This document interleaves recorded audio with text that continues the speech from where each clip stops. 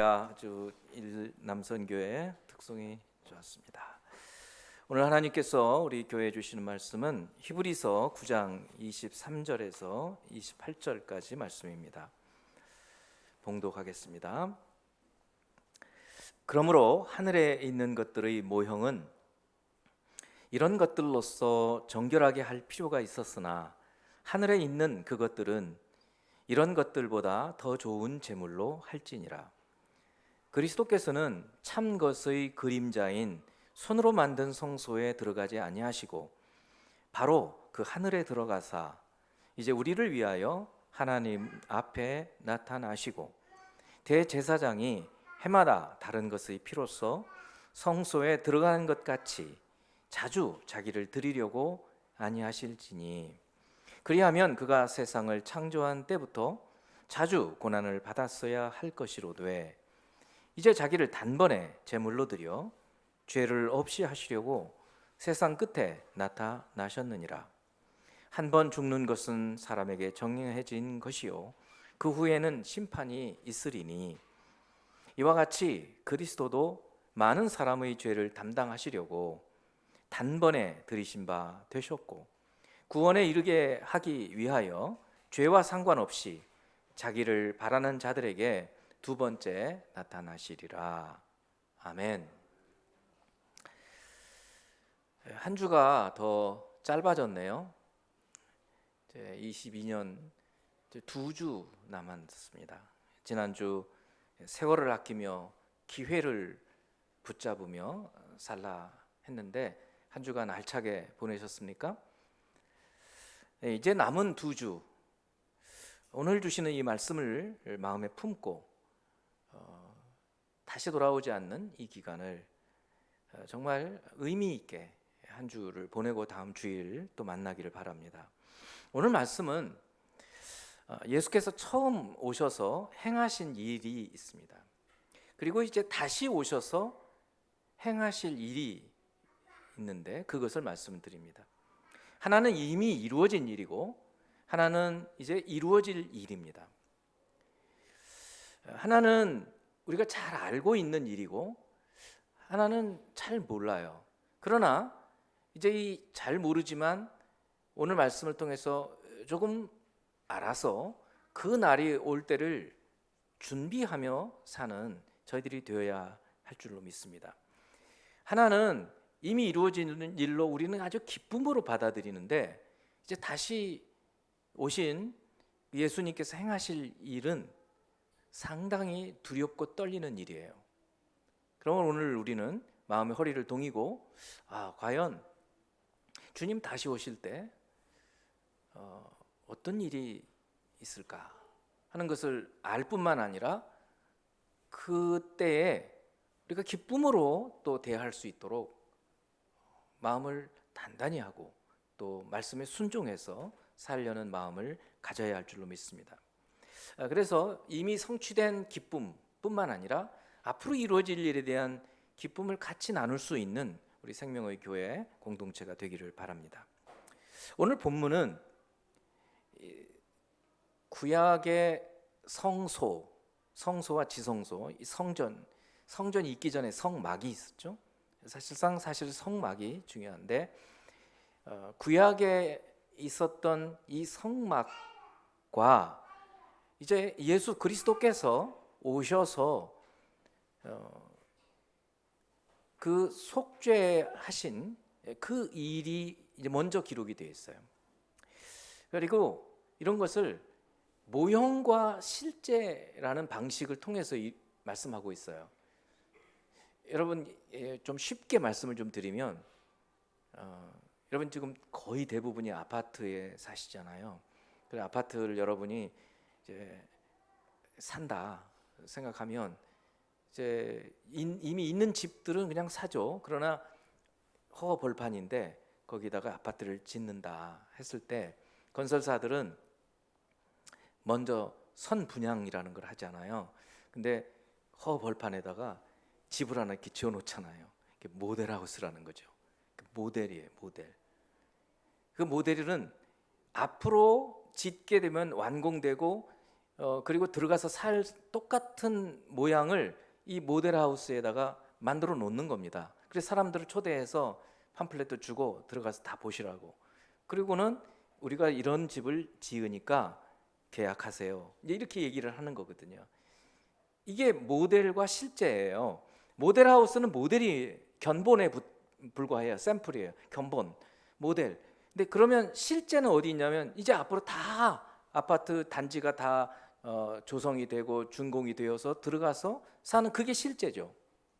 하나님께서는 우리에게 성소가 있는데 성소의 실제는 하늘에 있어요. 하나님의 임재가 있는 성전이 있어요. 그런데 그 하나님의 임재를 보여주는 임재가 있는 이 땅의 견본 모델 하우스를 하나 만드신 거예요. 그게 구약의 성소예요. 오늘 본문의 첫 번째 절 23절을 봅니다. 그러므로 하늘에 있는 것들의 모형은 이라고 얘기하잖아요. 그러니까 하늘에 있는 것들 이게 실제고 그다음에 모형 모델이라는 것이 이 땅에 있는 거예요.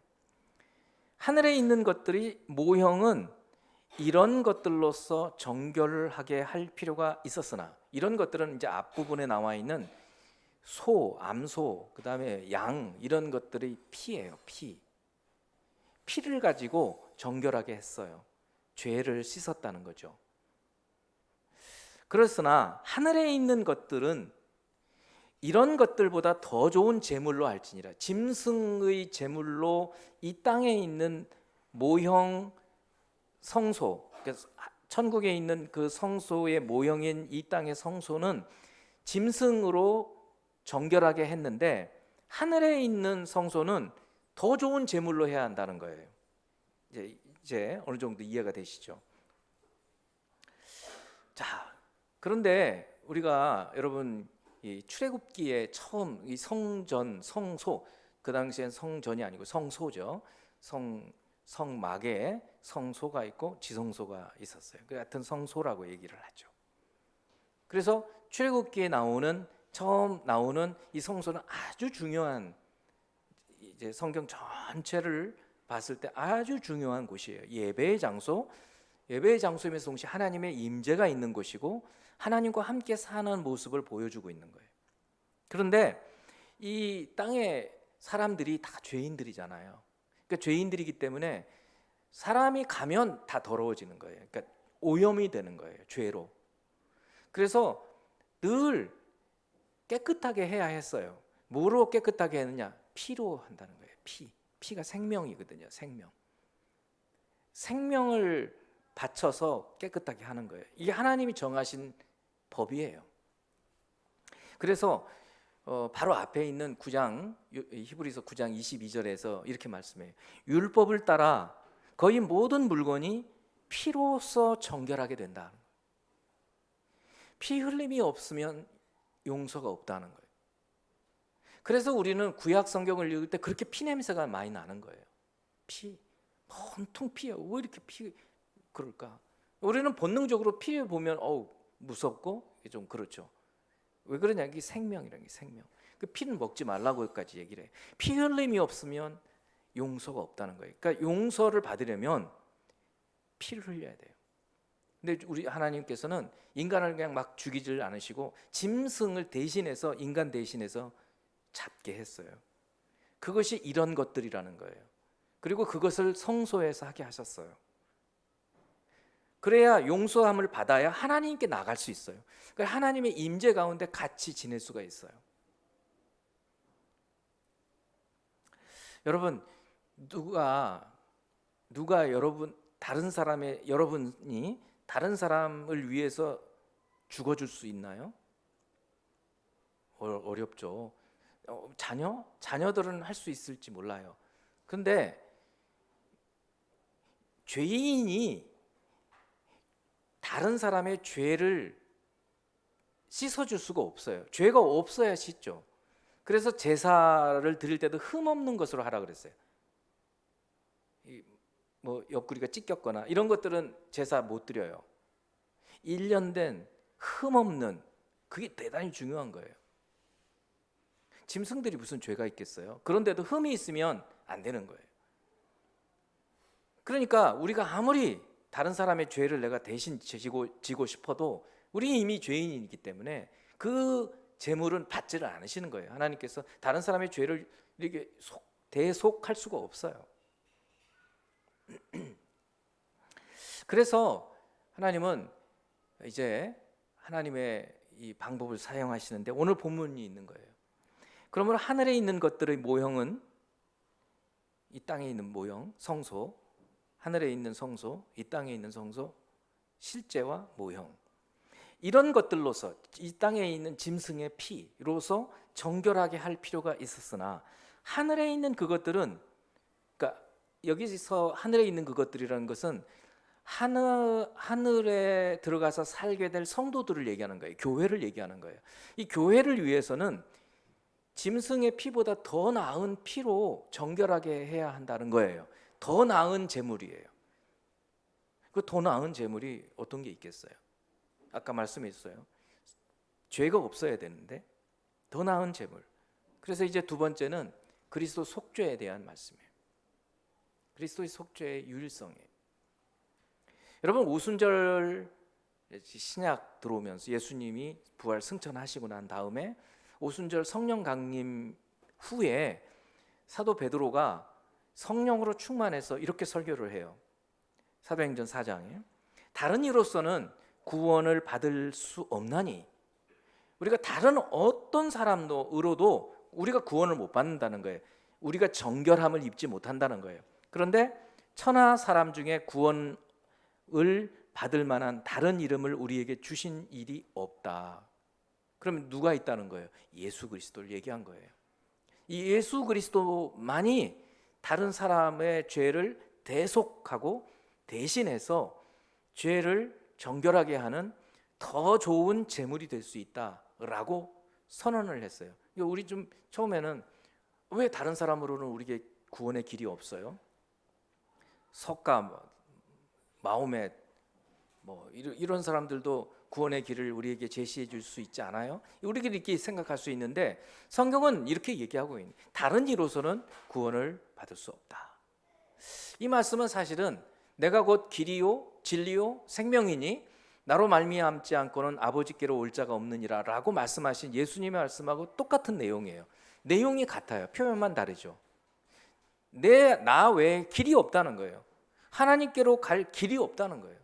그러니까 다른 이로서는 구원 받을 수 없다는 거예요.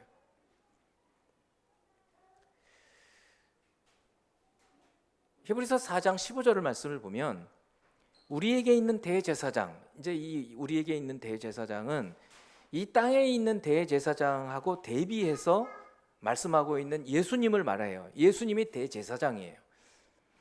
대제사장은 우리의 연약함을 동정하지 못하실 리가 아니요, 우리의 연약함을 너무 잘 아신다는 거예요. 이 땅에 몸으로 오셨기 때문에. 그런데 모든 일에 우리와 똑같이 시험을 받으신 분이에요. 잠을 못 주무시면 예수님 굉장히 피곤해 하셨고 음식을 못 먹으면 배고파하셨어요. 그러니까 모든 일에서는 우리와 똑같은 삶을 살으셨는데 한 가지 딱 얘기를 하고 계시죠. 뭐라고요? 죄가 없으시다는 거예요. 이 점이 예수님의 유일성이에요. 예수님이 성령으로 잉태되셔서 마리아로부터 태어나고 인간하고 다 같은 면을 가지고 계시는데 무죄하시다라는 점에서 다르다는 거예요. 그래서 무죄하시기 때문에 우리를 위한 대속 제물이 되실 수 있다는 거예요. 그래서 더 나은 제물이 되신다는 거예요. 자, 이제 오늘 본문 더 들어가 봅니다. 24절부터 26절. 그리스도께서는 참 것의 그림자, 다시 실제와 모형을 얘기하고 있어요. 그림자는 제가 여기 서 있고 빛이 이렇게 비치는 이쪽에 그림자가 있잖아요. 그림자가 저는 아니에요. 그런데 그림자는 저의 모습을 보여주어요.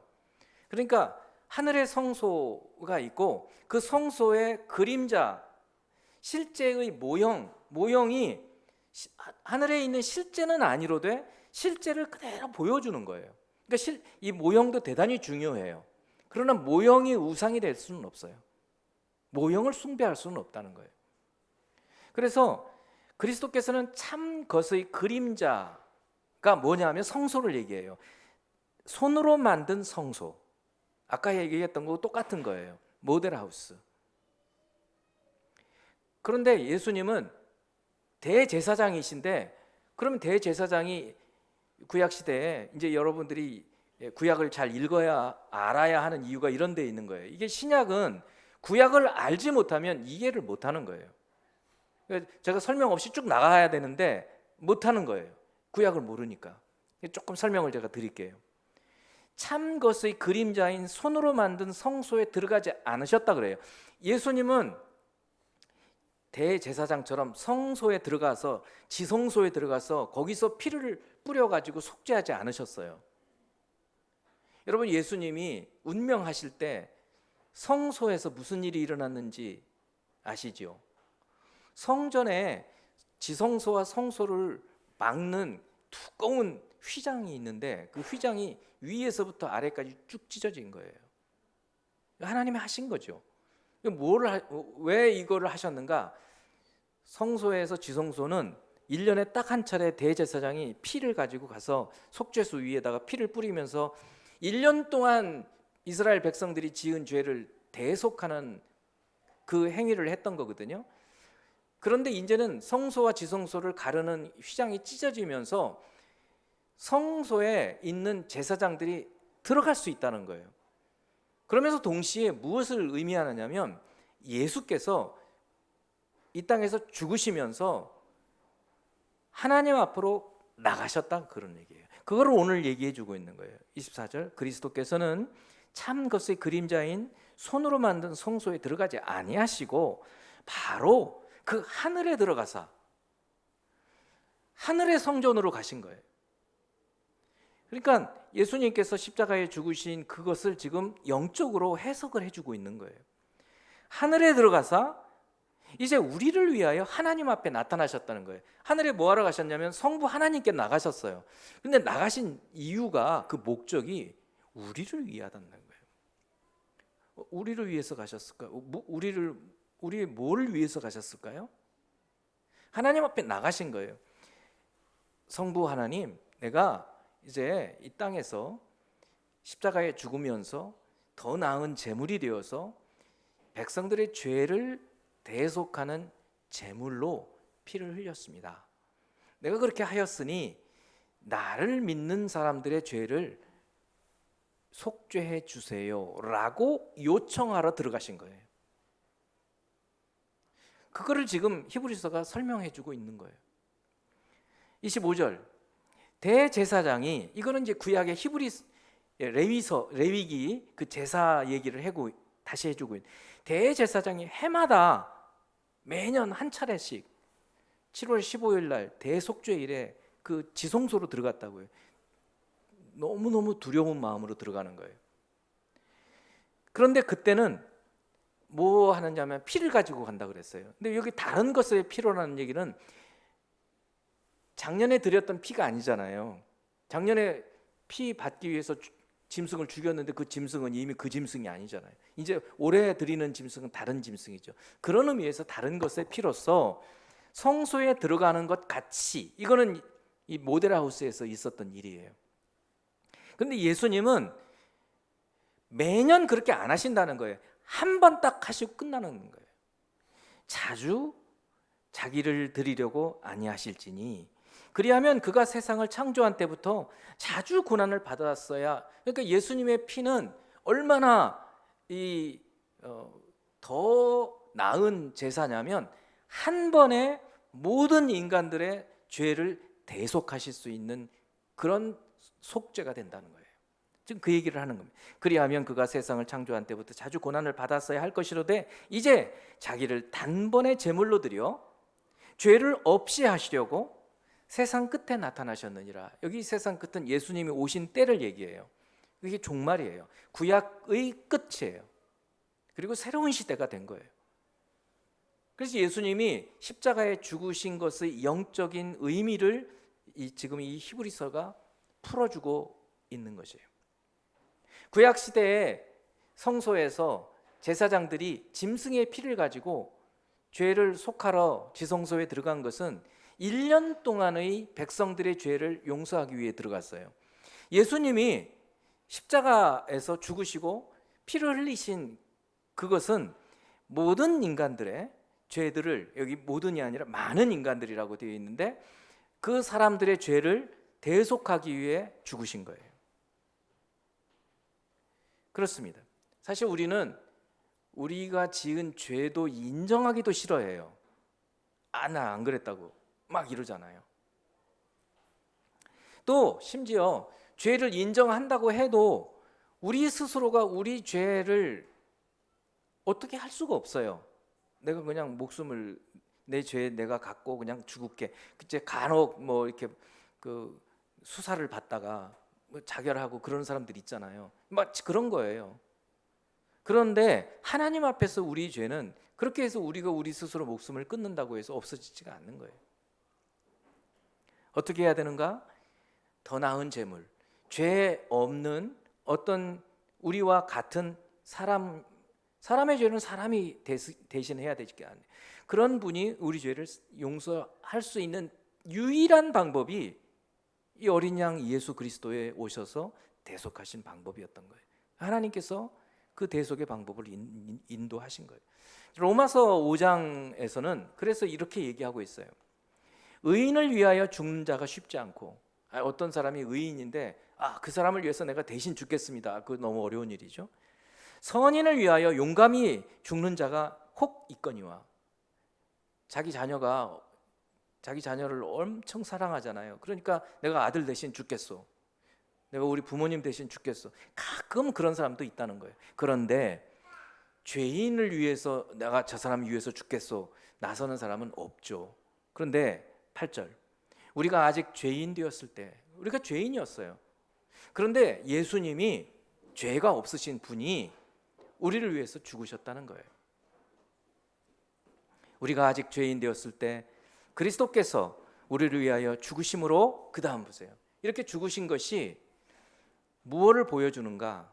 하나님께서 우리에게 대한 자기의 사랑을 확증하셨다는 거예요. 그러니까 예수님의 십자가의 죽으심은 사실은 그 아들을 이 땅에 보내신 하나님의 사랑인 거예요. 여러분, 구약 시대에 아브라함이 100세 때 아들을 낳았죠.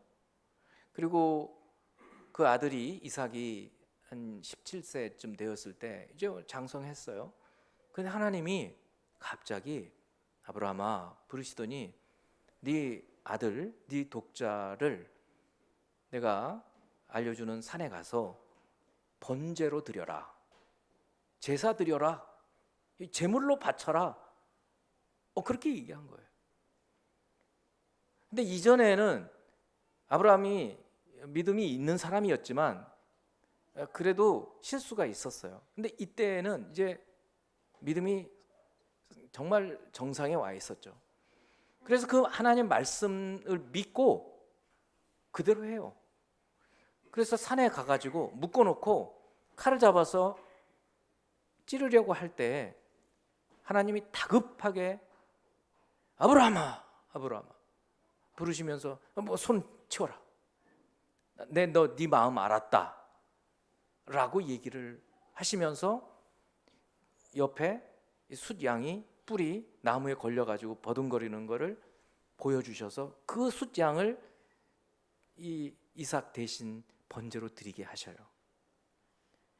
여러분, 하나님은 인간이 그렇게 사람을 제물로 드리기를 원치 않으시고, 오히려 하나님 당신께서 자기 아들이신 이 독생하신 아들을 이 세상에 보내셔서 죽게 하신 거예요. 그런 분이 어디 있냐 이 말이에요, 세상에. 이것이 하나님의 사랑이라는 거예요. 자기 아들을 아끼지 아니하시고 우리가 아직 죄인 되었을 때 우리를 위해서 아들을 죽게 하셨다는 거예요. 이것을 깨달은 분들이 은혜를 받는 겁니다. 와, 나는 내 죄조차 인정을 하지 않으려고 하는데 그분은 내가 죄인인데 내 죄를 대신 담당하시려고 아들을 주셨네. 이거를 딱 깨닫는 순간 우리에게는 이제 은혜가 넘치기 시작을 하는 거예요.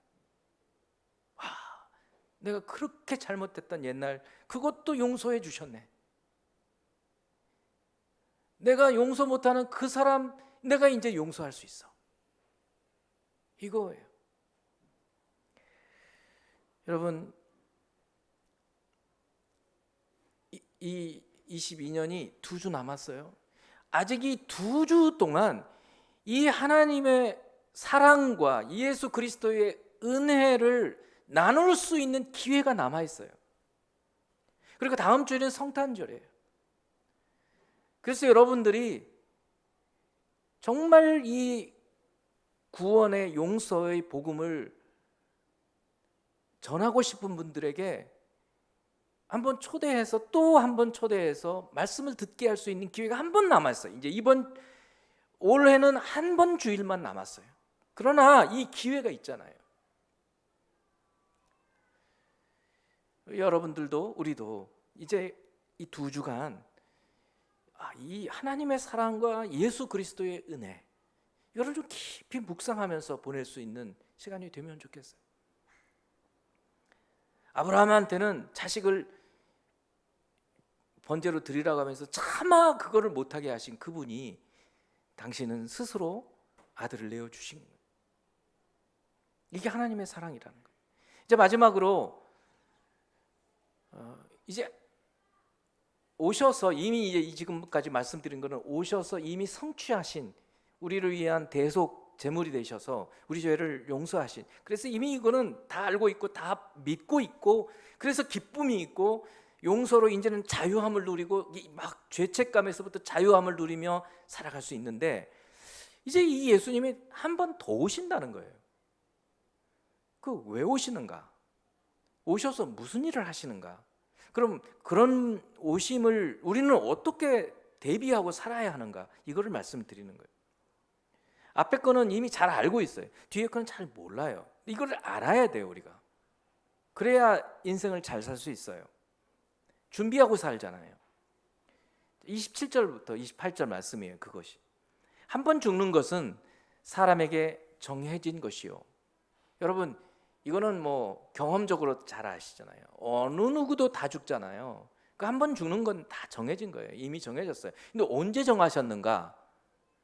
그건 창세기 2장 17절에 아담과 하와에게 선악과 얘기를 하실 때 그때 이미 정하셨어요. 이거는 절대 먹지 마라. 먹는 날에 넌 반드시 죽어. 이미 그때 죽음에 대한 죽음을 확정해 놓으신 거예요. 그러니까 안 먹었으면 안 죽었어요. 근데 먹고 나니까 이제 죽음이 와버린 거죠. 그래서 한 번 죽는 거는 여러분 다 알고 있어요. 다른 사람 다 죽고 나도 죽고 그러리라는 것 전부 알고 있어요. 이거는 뭐 모르는 사람이 없죠. 그런데 그 다음 거 잘 몰라요. 뭐예요? 그 후에 뭐가 있다고요? 심판이 있다는 거예요. 여러분 이렇게 생각합니다. 죽음은 심판이야. 물론 그럴 수 있어요. 근데 여기서 말하는 심판은 그 심판이 아니에요. 여러분 우리는 죽음이 끝이라고 생각하는데 끝이 아니라는 거예요. 왜요? 그 후에 뭐가 있다는 거예요? 심판이 또 있다는 거예요. 이거를 모르고 있잖아요. 그러나 이제는 오늘부터는 여러분이 이 말씀을 듣고 앞으로 이런 일이 있구나, 이것을 생각하고 사셔야 한다는 거예요. 28절 그렇게 말씀을 하신 다음에 이와 같이 그리스도도 많은 사람의 죄를 담당하시려고 단번에 들이신 바 되셨고, 예수님께서도 오셔서 죽으셨잖아요. 지금 그 얘기를 다시 반복하는데 여기서 보니까 모든 사람의 죄가 아니었어요. 여기 보죠. 많은 사람의 죄죠. 왜 많은 사람일까요? 예수 믿는, 예수 안에 있는 사람들의 죄인 거예요. 믿지도 않는데 모든 사람이 죄가 아닌 거죠. 놋뱀 이야기를 하시잖아요. 뱀에 물려가지고 막 열이 나서 이제 죽어가는데 놋뱀을 쳐다보면 산다 그랬어요. 안 쳐다보면 못 사는 거예요. 아무리 좋은 것을 진수성찬을 펼쳐놔도 먹어야 맛이 있고 배가 부르지 보기만 하고 있으면 안 되는 거죠. 예수 그리스도의 속죄의 죽으심, 아까 말씀했던 이 땅에 오셔서 죽으심으로 단번에 하늘의 성소로 올라가심으로 우리의 죄를 대속하셨는데, 그거를 받아들이고 믿고 주님 안에 있는 사람들에게는 이 효과가 놋뱀을 쳐다보면 독이 사라지는 것처럼 예수를 쳐다보면 우리의 모든 죄가 사함받는단 말이에요. 여러분, 이걸 믿으시죠? 그렇죠. 이 믿음으로 우리는 산단 말이죠. 자, 그런데 그 다음에 보세요. 이게 조금 어려워요. 구원에 이르게 하기 위하여 죄와 상관없이 자기를 바라는 자들에게 두 번째 나타나시리라. 구원에 이르게 하기 위하여. 우리는 이미 구원 받았는데? 그럼 이 구원은 뭐죠? 이제 궁금증이 생기죠. 이 구원은 아까 말씀했던 죽음 후의 심판에서의 구원이에요. 여러분, 우리 죽는 게 끝이 아니라니까요. 죽음 후에 심판이 있어요. 그 심판에서 구원에 이르게 하기 위하여 두 번째 오시는데, 그때는 죄와 상관없이 오신다고요. 죄와 상관없이 자기를 바라는 자들에게, 자기를 소망하는 자들에게 두 번째 나타나시리라. 이거는 여러분이 베일에 쌓인 부분이었잖아요. 근데 오늘 이거를 확실히 깨닫자는 거죠. 고린도후서 5장 10절, 이것뿐만 아니라 많은 성경에 나와 있어요. 무엇에 대해서요? 이 심판에 대해서. 보세요. 이는 우리가 다 반드시 그리스도의 심판대 앞에 나타나게 돼요. 그리스도의 심판대 앞에 우리가 나타난다는 거예요. 그래서 그때는 무엇으로 심판을 받느냐? 각각 선악간에 그 몸으로 행한 것을 따라 받는다는 거예요. 자, 그리고 이제 올해 성경 통독은 사실상 오늘로 이제 마무리가 되어져요. 다음 주일은 성탄 주일이기 때문에 성탄 메시지를 전해요. 여러분들이 계시록까지 다 읽어 가셔야 됩니다. 근데 계시록이 이제 마지막 부분이에요. 20장 11에서 15절 말씀. 아까 그리스도의 심판대 앞에 선다 말씀했는데, 그것은 그냥 잠깐 소개를 했다면 이제 이 계시록은 그거를 확실히 좀 보여주고 있어요. 확대해서. 또 내가 보니 흰 보좌와, 예전에 이걸 백보좌 같은 말이죠. 흰 백자니까 흰 보좌, 그러니까 하나님 앉으시는 의자, 그 위에 앉으신 이 하나님이시죠. 바로 그리스도이신 이제 성부 성자 하나님. 이것을 보니 땅과 하늘이 그 앞에서 피하여 간데없더라. 모든 것들이 이제 소멸되고 새로운 것들이 시작이 되는 때예요. 또 내가 보니, 여기 나는 누구냐면 사도 요한입니다. 요한 계시록을 쓴, 계시를 받은 요한. 죽은 자들이, 보세요, 여기 아까 죽음 후에 심판이 온다고 그랬잖아요. 이 심판 자리인 거예요. 죽은 자들이 큰 자나 작은 자나, 이거 뭐냐면 뭐 유명한 사람이든 뭐 비천한 사람이든 남녀노소 뭐 빈부 뭐 격차 상관없이 모든 사람들이 그런 얘기예요. 그 보좌 앞에 서는데 누가 섰다고요? 죽은 자들이 일어나서. 그러니까 여러분, 죽음 후에 모든 사람이 부활합니다. 악인 부활하지 않는 게 아니에요. 악인 부활해요. 물론 선인 부활하죠. 오늘 이 글 설명해 드리는 거예요. 죽은 자들이 큰 자나 작은 자나 그 보좌 앞에 서는데 책들이 펴 있어요. 또 다른 책이 펴졌으니 곧 생명책이라는 거예요. 이 생명책에도 성경이 여러 군데가 나오고, 오늘은 잠깐만 언급하고 나중에 기회가 있는 대로 좀 더 설명을 드릴 거예요. 생명책이라. 죽은 자들이 자기 행위를 따라 책들에 기록된 대로 심판을 받더라는 거예요. 하나님 앞에서. 그런데 바다가 그 가운데서 죽은 자들을 내주고, 또 사망과 음부도 그 가운데서 죽은 자들을 내주매, 각 사람이 자기의 행위대로 심판을 받고, 그러니까 죽었는데 일어나 가지고 심판을 받고, 이제 이게 이 심판에서 두 번째 죽음이 있는 거예요. 그걸 둘째 사망이라고 얘기를 해요. 그런데 예수 안에 있는 자들은 이 둘째 사망의 해를 받지 않는다 그래요.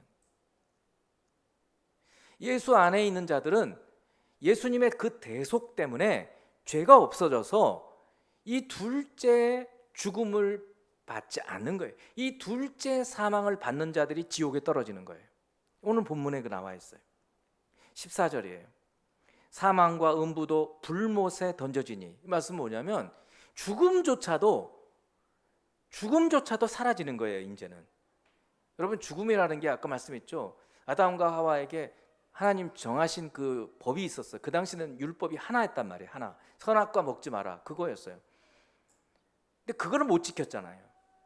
그러고 나선 죽음이 들어와 버렸어요. 근데 이때 이제 이 심판, 마지막 종말의 때의 심판에서는 죽음이 사라지는 거예요. 이것은 둘째 사망, 곧 불못이라. 이 둘째 사망. 다시 말씀을 드립니다. 모든 사람이 죄를 범했어요. 근데 그 죄를 범한 사람들 가운데에서 이 땅에서 주님의 대속의 은혜를 바라보고 믿고 소망하고 주님 안에 사는 사람들은 둘째 사망을 받지 않고, 그러나 그렇지 않은 사람들은 이 둘째 사망을 받는 거예요. 이 둘째 사망을 받는 사람들이 지옥불에 떨어지는 거라고요. 15절, 누구든지 생명책에 기록되지 못한 자는 불못에 던져지더라. 그러니까 누가 이 불못 지옥불에 떨어지게 되느냐면 이 둘째 사망을 당하는 자, 다시 말하면 심판을 받는 자. 왜 심판을 받는가? 생명책에 기록되지 않아서. 여러분, 예수님께서 누가복음 10장에 70명씩 짝을 지어서 35개조로 전도를 보내셨어요. 그리고 전도를 하고 돌아와서 너무 흥분이 돼서 제자들이 얘기를 해요. 주님, 우리가 나가서 기도를 했더니 귀신들이 쫓겨나고 병자들의 병이 나았습니다.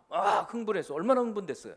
근데 주님이 그때 뭐라고 얘기하시냐면, 귀신들이 너희 앞에서 떠는 것을, 나가는 것을 기뻐하지 말고 너희 이름이 하늘에 기록된 것으로 기뻐하라, 이렇게 말씀하시는 거예요. 그러니까 성도 여러분, 저희들이 이 땅에서 잘 살고 뭐하고 이런 것들로 기뻐하는 것이 아니라, 과연 우리가 하늘에 있는 이 생명책에 이름이 기록되어 있는가, 우리 이름이 하늘에 기록되어 있는가, 이거를 두고 기뻐하라는 거예요. 그리스도 예수 안에 있는 자에게는 생명이 있어요. 그 생명이 있는 자들은 생명책에 기록이 된 사람들인 거예요. 그러지 않은 자들은 둘째 사망의 심판을 받게 된다, 그런 말씀입니다. 사랑하는 성도 여러분, 이제 오늘 마지막 이제 한 해의 거의 끝에 우리가 서 있습니다. 지금까지 우리가 어떻게 살았는지 돌아보시고, 남은 두 주, 이거를 정말 힘을 다해서, 지혜를 다해서, 세월을 아끼면서 살아야 할 텐데, 주님이 오셨던 주님이 우리의 모든 죄를 대속하시기 위해서 모든 사역을 다 하시고 구원을 이루시고 다시 오신다, 이 말씀을 우리에게 해주시는 거예요. 근데 다시 오실 때 어떤 일이 있는가? 심판이 있다는 거예요. 그 심판을 받지 않으려면 우리가 오신 예수님께서 행하신 일들을 우리 마음에 믿고, 또 주님께서 기뻐하시는 일, 그 일들을 행하라는 거예요. 그래서 그 일들을 행할 때 선인들, 의인들은 그 행위에 따라서 상을 받는다는 거예요. 그것입니다. 이것이 계시록에서 주시는 말씀들인 거예요. 한 해의 끝을 저희들이 이제 거의 마감해 갑니다. 2주 남았지만 이것을 지난 우리 한 해를 쭉 돌아보면서 내가 이제까지 어떻게 살았나 한번 돌아보시고, 남은 이 2주를 어떻게 살까 순간순간 묵상하고, 이 두 주 동안에 의미 있는 삶을 사셔야 돼요. 주님 말씀하신 것들을 곱씹어보고, 또 이제 내년 또 우리가 송구영신 예배를 드리면서 새로운 한 해를 또 준비하면서 살겠지만, 남아있는 이 세월들을 정말 하나님께서 이미 주신 이 은혜들을 기뻐하면서, 또 앞으로 오실 주님의 재림을, 그리고 심판을 생각하면서 내가 어떻게 살아야 될까 마음을 단단히 하시고 살아갈 수 있는 저와 여러분이 되기를 주님의 이름으로 축원합니다. 기도하겠습니다. 하나님 아버지, 주께서 처음 오셔서 우리에게 이루신 이 모든 일들을 참으로 기쁨으로 받으며 마음을 활짝 열고 주께서 하신 그 모든 말씀 하나하나를 마음에 새기며 하나님께서 베푸신 사랑과 그리스도의 은혜를 감격하며 살아가기 원합니다. 우리를 모든 죄에서 사죄하고 용서해 주셨으니 우리도 우리에게 죄 지은 자를 사할 수 있도록 주님 도우셔서 우리가 이 땅에 참으로 주님의 그 형상을 본받기까지 살아갈 수 있게 하여 주옵소서. 다시 오시는 주님께서 어떤 모습으로 오시는지 오늘 저희들이 알게 되었사오니 주님, 두렵고 떨리는 마음으로 구원을 이루어갈 수 있는 우리 생명의 교회가 되게 하여 주시옵소서. 예수 그리스도 이름으로 기도합니다. 아멘.